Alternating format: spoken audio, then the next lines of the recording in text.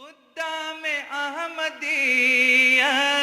खुद्दाम Ahmadiyyat खुद्दाम Ahmadiyyat खुद्दाम Ahmadiyyat खुद्दाम Ahmadiyyat खुद्दाम Ahmadiyyat खुद्दाम Ahmadiyyat.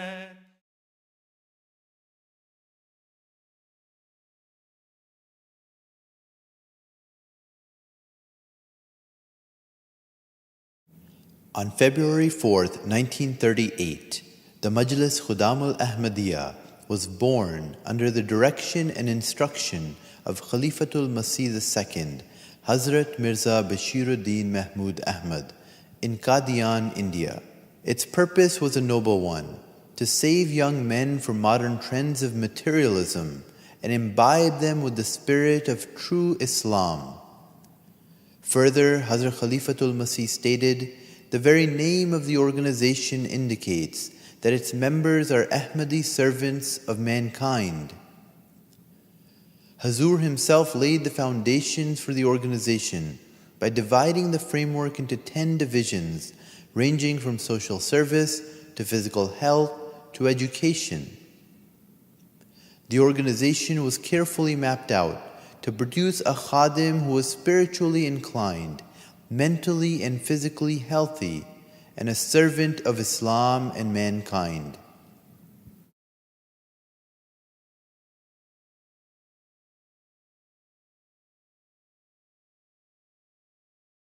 When I first came into the movement, there was no distinction between a Qaddam person and an Ansarullah. In fact, both organizations were together. Then Brother Bengali in 1967, he brought it to our attention that there was a separate organization, Khuddamul Ahmadiyya, that was started in 1938 in Qadian by the Khalifatul Masih II, and that we should try to formulate the same kind of organization here in America, and we did. Got it established was because of one of the missionaries, a missionary, Abdul Rahman Bengali.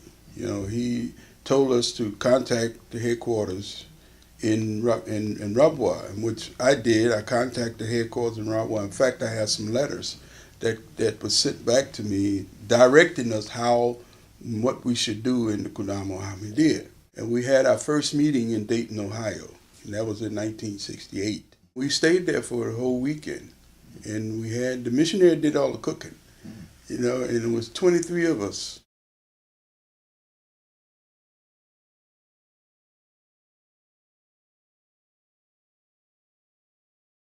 Munir was appointed the Qayyid because we didn't have enough people to have an election, so the missionary appointed him, and it went from there through all of 68 up into 71 or 72. Then another brother was elected after everybody saw what was going on and that the Quran was getting together. Then all of the young people started coming out.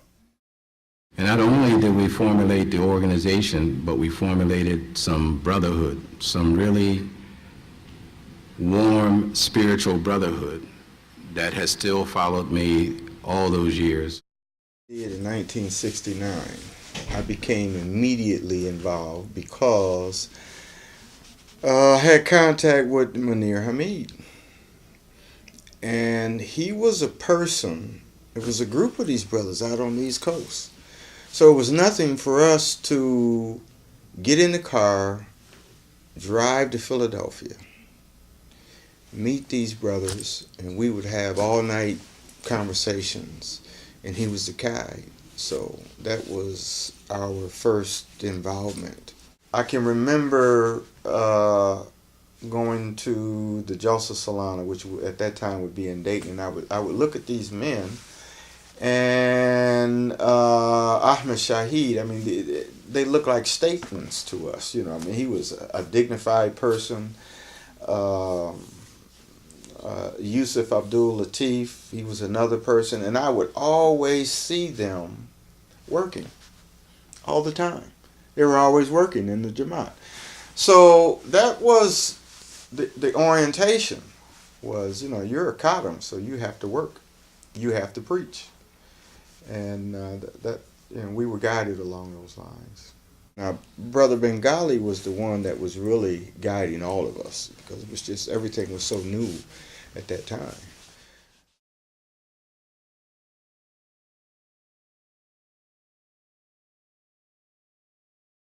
After Munir Hamid was El Haji Dr. Muzaffar Ahmad Zafar.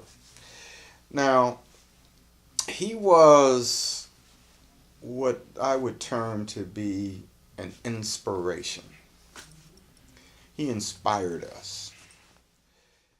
Now, why do you have to apologize for being a Muslim? You are an Ahmadi Muslim, the best of all Muslims. Allahu Akbar. And you should never be ashamed of that. By the grace of Almighty God, when you leave here, you will have a great responsibility. That is to preach and protect Ahmadiyya. Protect it well. Protect it well. Because the future Allah is giving to you. The future is being given to you, but you must protect it. You must guard it well. You must be vigilant in your prayers. Vigilant in the reading and the recitation of the Holy Quran. You must try to imbibe all good acts and deeds into your personality. Don't be afraid to be known as a good person. Whatever you do, don't run from that. Because the future of the world lies with you. Muhammad Ismail was a national guide from 1972 to 1975. And Muhammad Isa thought that you could conquer the world, you can do it all, meet all these objectives by putting the books in the hands of people. So he was selling books.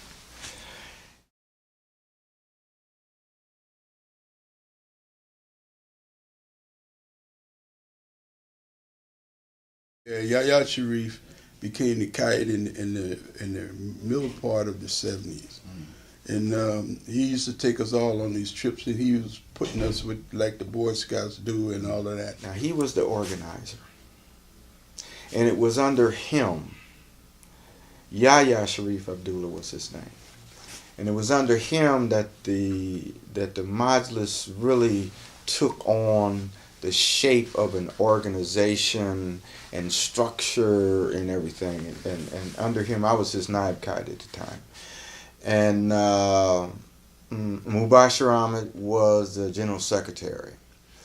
And I like to think that it was during that time that there was really shape and structure and definition came to the Majlis Khuddamul Ahmadiyya at that time.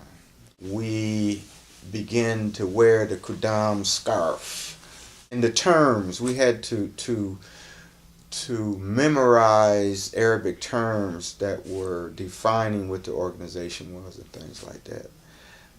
The Tariq magazine, the Khuddam magazine, that came out under his administration. And once again, that magazine was an organ that was used to help solve or answer a lot of the questions that were in the minds of people. In 1979, a new national guide from Chicago, Abdul Kabir Haq, was approved. He had previously held regional Khuddam offices. During his tenure, the period was marked by a continuation of most of the major programs already established. One practice that had begun in the 1970s and followed through by Kabir Haq and his staff was traveling to many Khuddam branches to establish or revive members and to answer any questions. National Amla meetings were held for planning the year's activities, such as the one held in 1980 in New York, Under his leadership, Khuddam activity, especially in the Midwest region, continued with such events as a regional Khuddam rally, regional ijtimas, and a summer school in Dayton.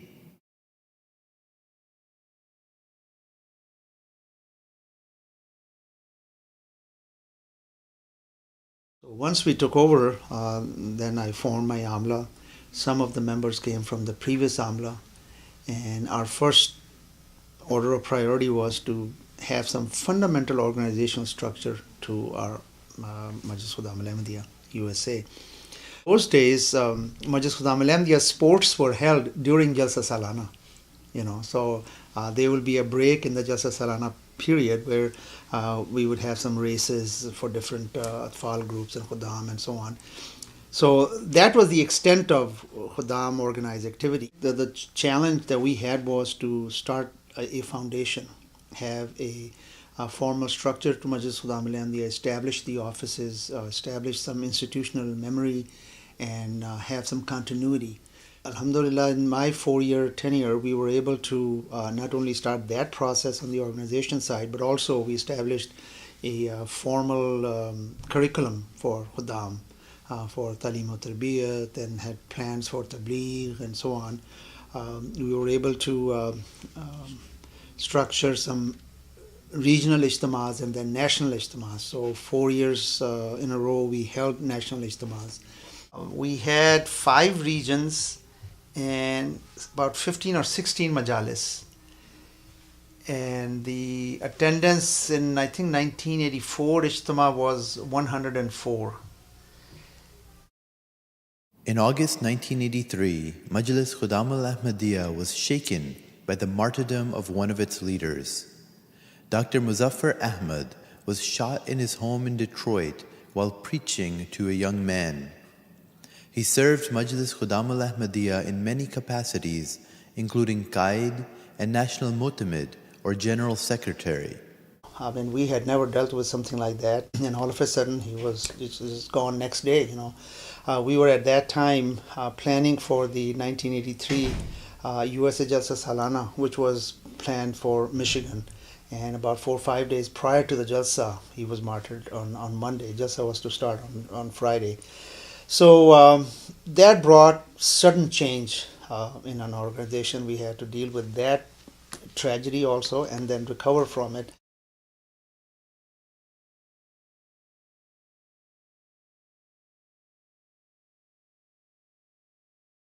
In the late 1980s, as the structure of Majlis Khuddamul Ahmadiyya USA became more defined, there were new challenges that the organization was overcoming. One of the accomplishments which made the biggest impact was Khuddamul Ahmadiyya in US did not collect enough money to run its business itself. So it was dependent upon some funds from the US Jamaat. During the period I was National Qaid and then Sadr, we were able to raise the collections to a level that we did not need any support from the Jamaat anymore. The greatest challenge in the US is the expanse of the country. It's a very large area where the members are spread.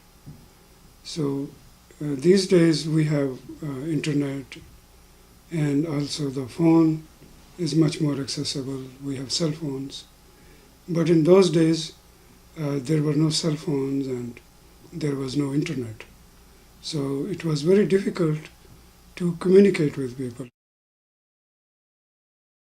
On November 3rd, 1989, in a historic sermon by Hazrat Khalifatul Masih IV, a reorganization of the international structure of Majlis Khuddamul Ahmadiyya took place. Previously, a national Qaid, serving as a leader of the auxiliary in a country, reported to the international Sadr in Pakistan.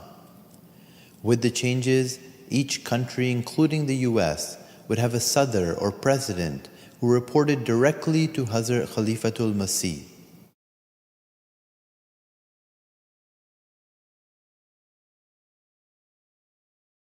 Qamar Shams was the first elected Sadr Majlis Khuddamul Ahmadiyya USA.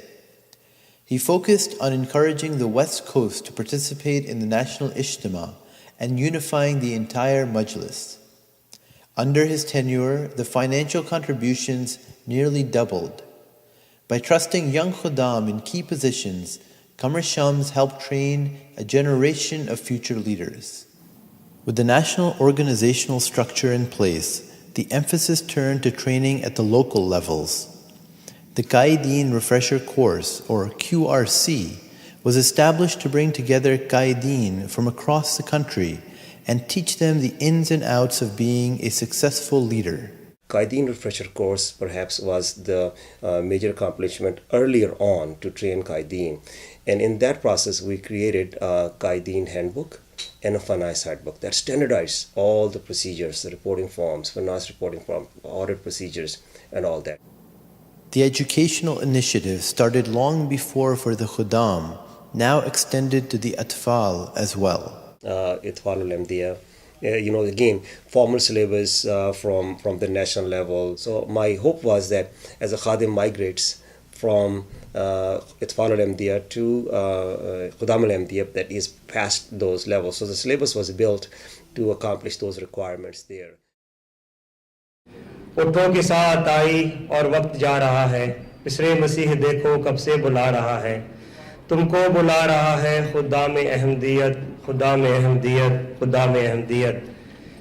These few couplets on the song is very inspiring for me. Every time I get tired, whether I'm working on Qaideen Refresher Course or is a Jalsa Salana USA or Ijtima Khuddamul Ahmadiyya, where the long hours, late night hours are required, and I'm very, very tired.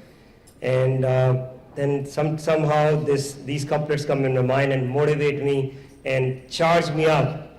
When I think about Utho ke saath aayi, that moment has come, and aur waqt ja raha hai, and we are losing time. Pisre Masih dekho kab se bula raha hai.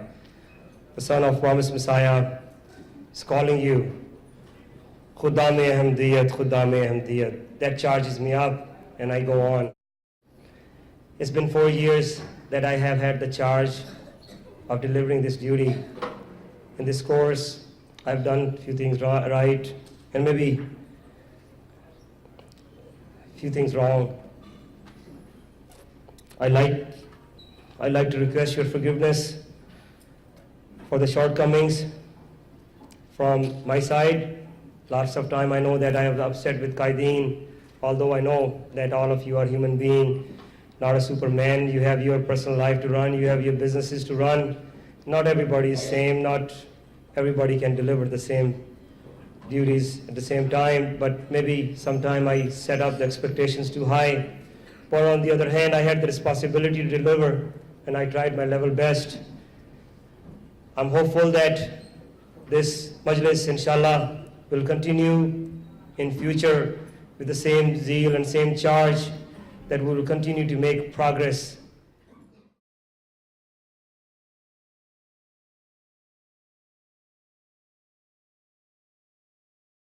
And the progress continued as Shakur Ahmad led Majlis Khuddamul Ahmadiyya into the new millennium. One initiative to help its own membership was the Ahmadiyya Conference for Entrepreneurs, or ACE. The ACE conference was really an idea came from my visit to San Jose. Right after I became Sadr, I took a trip down and I recruited some good people from San Jose. There's a need for getting all of the entrepreneurs organized and business people, and I think that was the beginning of our Sanat Tijar department. I remember, I think the last ACE conference was fairly diversified between technology and real estate and having some sort of franchises and small businesses. With the technology boom taking place and the internet becoming a part of daily life, MKA USA used the internet to help progress the Majlis. It was pretty difficult because at that time, if you remember, we had restriction even using email, and Al-Islam was not functional. The people who were involved, some of the people in the Khuddam Lam, they were very, very talented, and there was a need that we wanted to go online, and it was done very smartly. It was done very well. It was executed properly, and I think Jamaat was willing to give us the permission to do the way we did it, with some sort of control website, and I think a lot of praise go to those people who were part of the team.